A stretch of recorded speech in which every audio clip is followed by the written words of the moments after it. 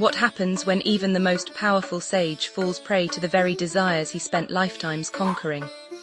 This is the extraordinary tale of Saubhari Muni, whose spiritual downfall became one of history's greatest lessons about the nature of human desire. Deep in the sacred waters of the Yamuna River, sage Saubhari had been performing intense penance for thousands of years. His spiritual power was so immense that even the gods trembled at his austerities. Fish, turtles, and aquatic creatures lived peacefully around him, protected by his divine presence. The sage's body remained motionless underwater, sustained purely by spiritual energy, his mind absorbed in the highest states of meditation. But one fateful day, Saubhari's attention was drawn to something that would change his destiny forever. He witnessed two fish mating in the crystal-clear waters before him. For just a moment, his perfectly disciplined mind wavered. In that single instant of distraction, a seed of desire took root in his consciousness. The sage, who had conquered hunger, thirst, and sleep, suddenly found himself overwhelmed by thoughts of sensual pleasure. The irony was devastating. After millennia of celibacy and spiritual discipline, Saubhari became consumed by desires he had never experienced before. His meditation broke, his penance shattered, and his mind became a battlefield of conflicting emotions. Driven by these newfound longings, Saubhari emerged from the river and approached King Mandhata with an unusual request. He wanted to marry the king's daughter. The king, knowing the sage's reputation and fearing his wrath, agreed but set one condition. The princess herself must choose Saubhari willingly.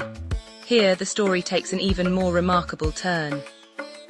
Using his accumulated spiritual powers, Saubhari transformed himself into the most handsome man imaginable. When the princess saw him, she was instantly captivated, but her 49 sisters were equally enchanted. Unable to choose between them, Saubhari decided to marry all 50 princesses simultaneously.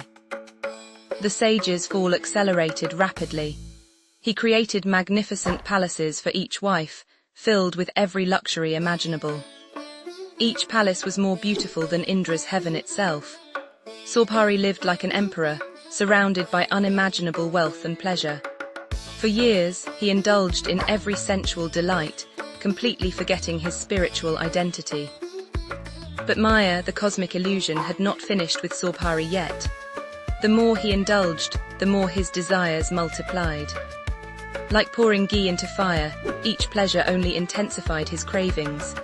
He found no satisfaction, only an endless cycle of wanting more. One day, while surrounded by his wives and children in his opulent palace, Saubhari experienced a moment of clarity. He suddenly realized the depth of his fall. The sage who once controlled the elements now couldn't control his own mind. The man who had transcended bodily needs was now enslaved by bodily pleasures. This realization struck him like lightning. Saubhari understood that his thousands of years of penance had been undone by a single moment of mental weakness. He saw how desire, like a skilled hunter, had trapped him using pleasure as bait.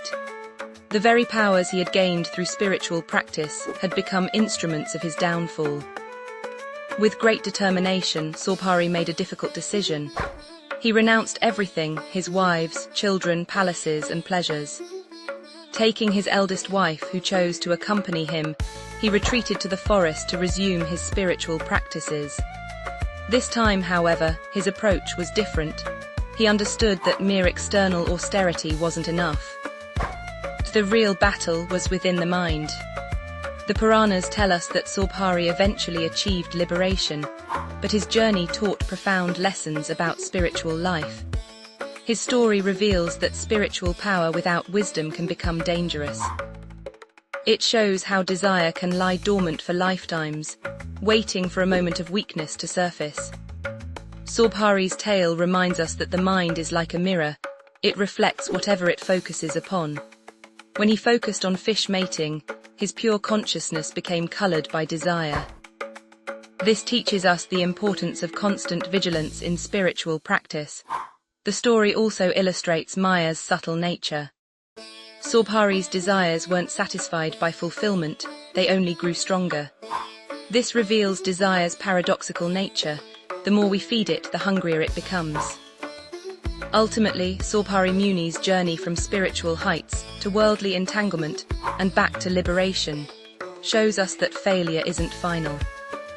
His story encourages spiritual seekers to learn from setbacks and continue their journey with greater wisdom and humility. Today, in our world of endless distractions and instant gratifications, Saubhari's tale remains remarkably relevant, reminding us that true freedom comes not from fulfilling desires, but from understanding their nature.